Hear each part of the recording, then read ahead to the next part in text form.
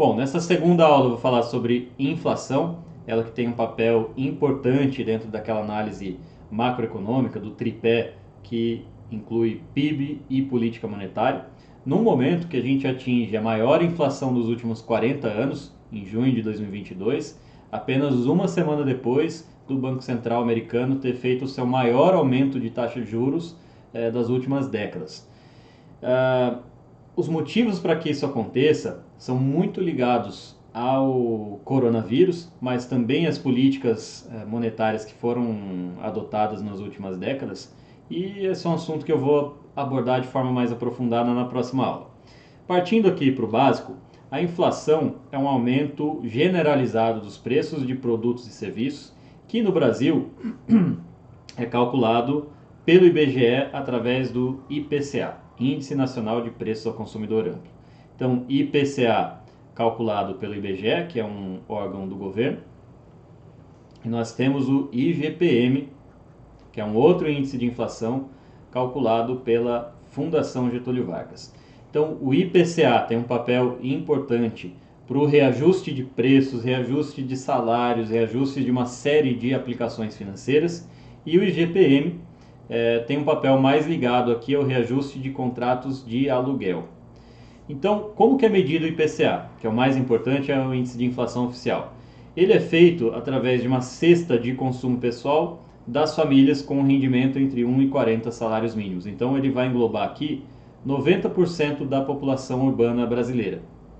O meu vídeo, a minha imagem está tampando, mas o peso aqui desses 5 principais categorias gira aqui em torno de 22%, 20%, 10%. Então, eles juntos atingem mais ou menos 70% do IPCA.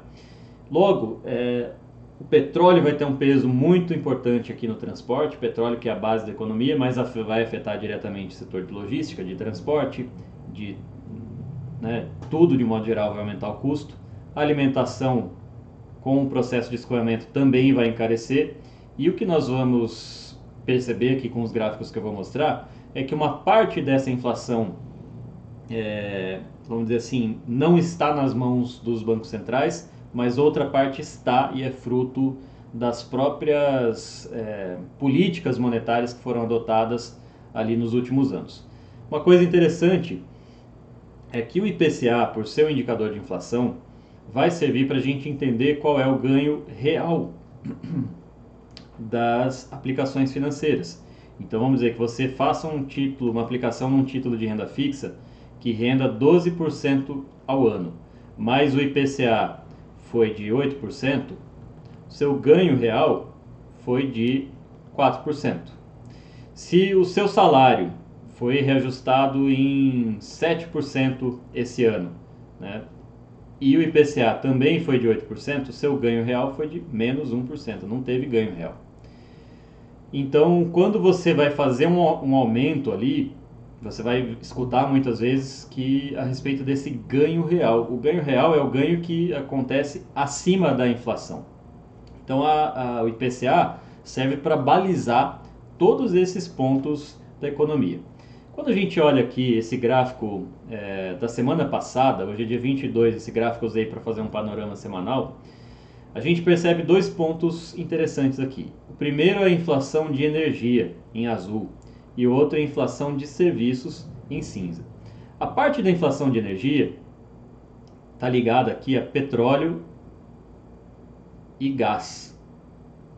O que vem acontecendo com o petróleo especificamente?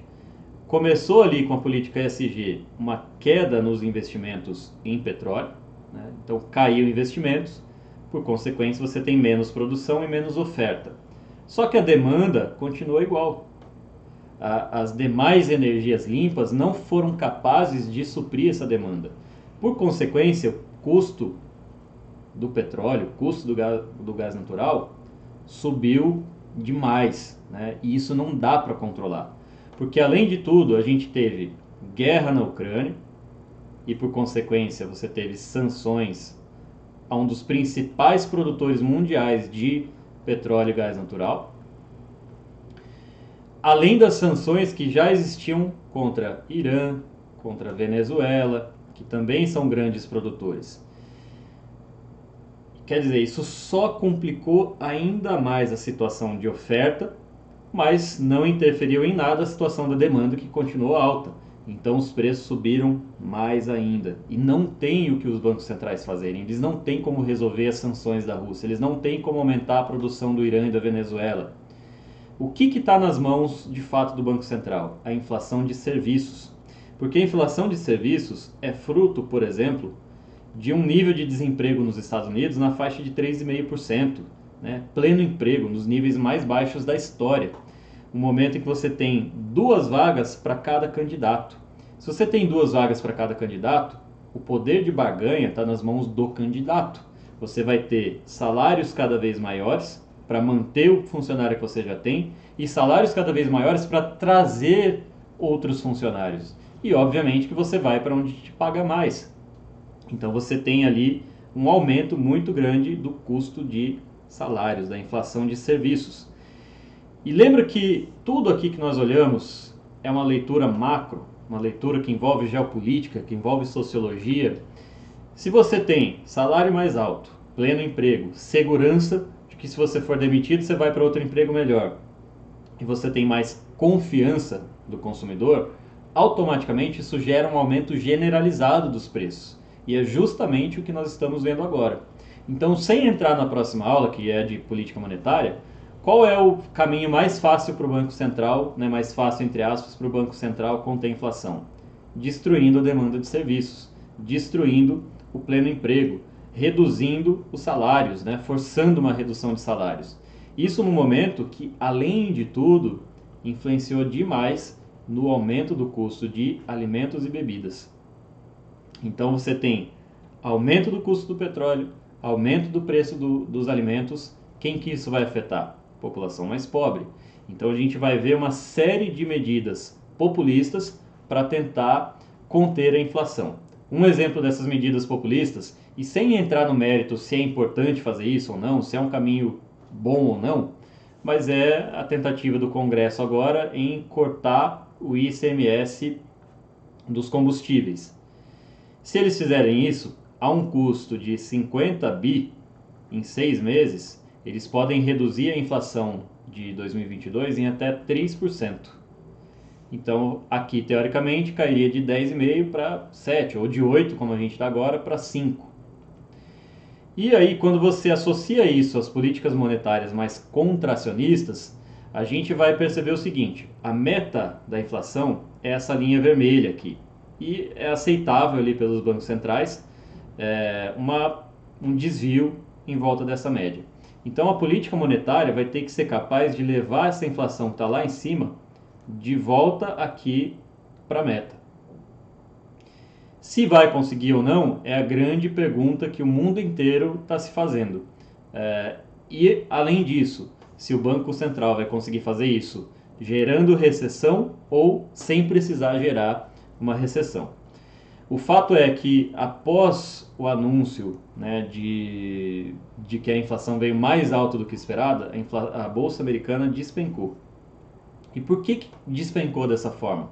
Porque a partir do momento que a inflação vem muito mais alta do que o esperado, ela força o Banco Central a ter uma reação também muito mais forte que o esperado. E ele vai ter que fazer isso aumentando juros. E se ele aumentar juros é porque ele quer destruir uma parte dessa demanda que está muito forte. Se ele vai destruir a demanda, ele vai ter que aumentar desemprego, vai ter que diminuir a confiança do consumidor e, por consequência, lá na ponta, no fim do ciclo, as empresas vão lucrar menos. Então, o mercado se antecipa a esse movimento, caindo antes de fato da situação econômica real acontecer. E aqui, só por curiosidade, esse aqui é o IGPM de 2020, que foi acima de 20%. Então o IGPM, que tem uma parcela importante da sua cesta ligada à construção civil e que reajusta os contratos de aluguel, quem tinha casa alugada em 2020 levou um susto aqui, 2020, 2021, tendo o seu aluguel reajustado em mais de 20%. Então, esse é o problema de uma inflação muito alta. Você automaticamente ali empobrece a sua população. E dentro da nossa análise lá, que leva em consideração esse tripé, né, de PIB, inflação e política monetária, você tem 4 cenários possíveis. 2 cenários de crescimento e 2 cenários de recessão, né? Nós iniciamos aqui em 2020 com muito crescimento por conta da injeção de dinheiro que foi feita e inflação em baixa, porque ainda não tinha grandes demandas. A partir ali de 2021, nós tivemos crescimento em alta e inflação em alta, né? O mercado já começando a sentir que a inflação estava crescente. Depois nós viemos para crescimento começando a cair, mas inflação ainda em alta, é o que a gente está agora. E estamos na transição aqui para o quarto quadrante, quadrante de recessão, crescimento em baixa e inflação em baixa. Agora, por que isso vem acontecendo dessa forma? O cenário lá em 2020 era o seguinte: a gente tinha a possibilidade real de várias economias quebrarem, da população não ter dinheiro nem para comer, porque ela não podia trabalhar. Então o que o Banco Central pensou? Bom, eu vou reduzir os juros para zero, né, nos Estados Unidos, próximo disso. Aqui no Brasil chegou em 2,5% só. Eu vou injetar dinheiro na economia, direto na conta das pessoas, então elas vão ter injeção de capital, para que essas pessoas tenham dinheiro para consumir. Então eu associo juros baixos, dinheiro para as pessoas consumirem, eu aumento demanda. Só que essas mesmas pessoas que estavam presas em casa sem poder trabalhar e ganhar dinheiro, não estavam nas fábricas e nem nas indústrias. Então, por consequência, a oferta de produtos foi lá para baixo. Então, simultaneamente, você teve um forte aumento de demanda com as pessoas tendo excesso de dinheiro e uma quebra da cadeia produtiva, né, oferta menor, ao mesmo tempo. Então, esses dois associados geraram essa inflação histórica que nós estamos vivendo, maior inflação dos últimos 40 anos. Dentre os principais tipos de inflação, quero só destacar aqui 2 exemplos extremos. Um lado, a Venezuela com a hiperinflação, inflação aqui de 500%, 600%. Se vocês forem no Google aí colocar a inflação na Venezuela, vocês vão ver que atingiu patamares maiores de 700%. Então, de uma hora para outra, as coisas precisavam de um caminhão de dinheiro para comprar um frango, para comprar um papel higiênico, para comprar tomate, para comprar ovos. As pessoas literalmente perderam 700% do seu poder de compra. Então, quem era pobre aqui não conseguia comprar mais nada. O salário delas não era mais suficiente. E os reajustes de aumentos salariais não eram reais. Como que você vai reajustar o salário todo mês ali em 50%, 100%? Não tem como. Então, gerou uma série de problemas sociais, mais uma vez, inclusive dos venezuelanos tendo que fugir da Venezuela. E já num outro exemplo, a gente tem aqui o cenário inverso, um cenário de estagflação, quando você tem inflação em baixa e baixo crescimento. E um cenário crônico aqui no Japão. Por quê? Eles têm uma economia que vem envelhecendo, cada vez mais uma população super velha, uma força de trabalho cada vez menor e conseguindo inovar cada vez menos. Eu vou mostrar para vocês aqui um gráfico. Olha, por exemplo, o gráfico do índice Nikkei, que é como se fosse uma cesta da economia japonesa. E olha que interessante, lá em 2020, ele atingiu em 1989, ele atingiu o pico da história do índice Nikkei. Nessa época, se considerava inclusive que o Japão poderia ultrapassar os Estados Unidos como o país mais poderoso do mundo. Só que de repente eles tiveram uma bolha, a bolsa começou a cair muito forte e eles passaram 25 anos com uma queda que até 2008 chegou a 81%. E eles só conseguiram se recuperar a partir aqui de 2015, 2016. Quer dizer, eles levaram de 1990 até 2016 para conseguir sair do campo negativo. Na verdade, ele até hoje não conseguiu superar o topo histórico lá de 1989. E isso é só um exemplo de um país que tem nível de desemprego super baixo, tem segurança social, corrupção super baixa, mas ele não conseguiu crescer mais naqueles patamares. E por consequência, um buy and holder por aqui, alguém que compra ações e esquece, viu o mercado cair 80% e nunca mais se recuperar. Esse é um outro extremo, né, da inflação. Agora já olha aqui, eu quero reforçar com vocês o conceito de ciclos econômicos. Então, aqui o que eu quero que vocês vejam é o ciclo brasileiro, essa aqui é a Bolsa Brasileira, desde 1963, lá no governo do João Goulart. Ela está numa tendência geral de alta, certo? Até aqui, ano de 2020, com o Bolsonaro.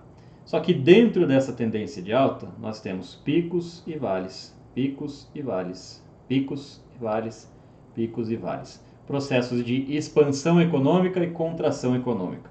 E esse pico e vale tem características muito bem definidas. Aqui no pico, por exemplo, você vai ter excesso de dinheiro, você vai ter muito otimismo, tudo vai estar muito caro, crédito super disponível,